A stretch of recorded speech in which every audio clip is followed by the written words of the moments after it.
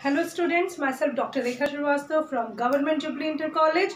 और हम लोग फिर से वापस हैं लेट्स क्रैक द नीट के साथ। और let's talk about the trinomial nomenclature. पिछले वीडियोस में हमने देखा कि बाइनोमियल नॉमेनक्लेचर क्या होता है, उसे कैसे हम उस प्रोसीजर को कंटिन्यू करते हैं। आगे बढ़ते हुए हम देखेंगे कि ट्राइनोमियल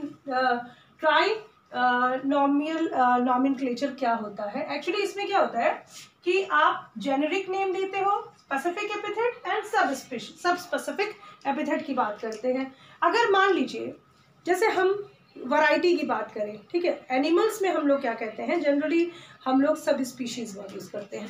जब हमने वहाँ बाइनोमियल नॉमेनक्लेचर में मेंजीफेरा इंडिका की बात की थी तो हमने कहा था कि जो मेंजीफेरा होता है वो जेनेरिक नेम है और जो आपका इंडिका है वो स्पेसिफिक एपिथेट है। और आज हम आपको बताएंगे कि जैसे मान लीजिए गोभी की 3 वैरायटी हैं, जैसे कैबेज है, कॉलीफ्लावर है या गांठ गोभी है, तो उसको हमने नाम दिया, जैसे मान लीजिए ब्रेसिका ओलेरेसिया वर कैपिटेटा। वर माने वैरायटी, और जब हम कैपिटेटा यानी कैबेज, तो ब्रेसिका ओलेरेसिया वर बॉट्राइटिस यानी कि आपका फूल गोभी, ठीक है। कॉलीफ्लावर ब्रेसिका ओलेरेसिया वर कॉलरेपा यानी नहल यानी जिसको हम गांठ गोभी कहते हैं। तो आइए देखते हैं कि हम बात कर रहे थे ट्राइनोमियल नॉमेनक्लेचर में, और इसमें हम जेनेरिक नेम, स्पेसिफिक एपिथेट और सब स्पेसिफिक एपिथेट की बात करेंगे, जिसमें आपकी ये जो सब स्पेसिफिक एपिथेट है जनरली इन एनिमल्स इसे सब स्पीशीज कहते हैं और इन प्लांट्स में वैरायटी कहते हैं।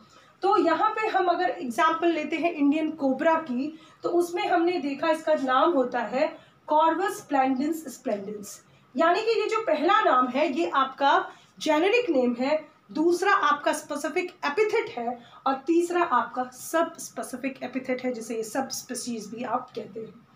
तो ये जो है इन दोनों में, जो स्पीशीज और सब स्पीशीज में माइनर वेरिएशंस होती हैं।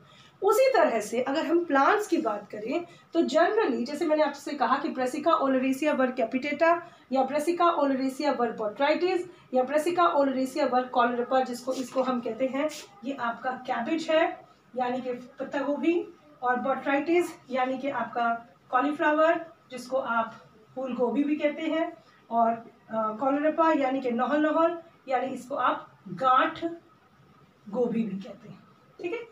तो यानी जब हमें गोभी की इतनी सारी, तो हमारा जीनस एकदम सेम है तीनों में, मगर ये हमारा स्पीशीज भी इसमें सेम है, लेकिन हमारी जो वैरायटी है वो बदल गई। तो ऐसी स्थिति में हमें यूज करना पड़ता है ट्राइनोमियल नॉमेनक्लेचर। तो ट्राइनोमियल नॉमेनक्लेचर में हमने देखा कि किस तरह से प्लांट्स में और एनिमल्स में नेमिंग होती है, नॉमेनक्लेचर होता है। अब अगले वीडियो में हम लोग डिस्कस करेंगे कि क्या आगे जो हमारी जो टेक्सोनॉमिकल हायरार्की है वो किस तरह ग्रुपिंग होती है। Thank you.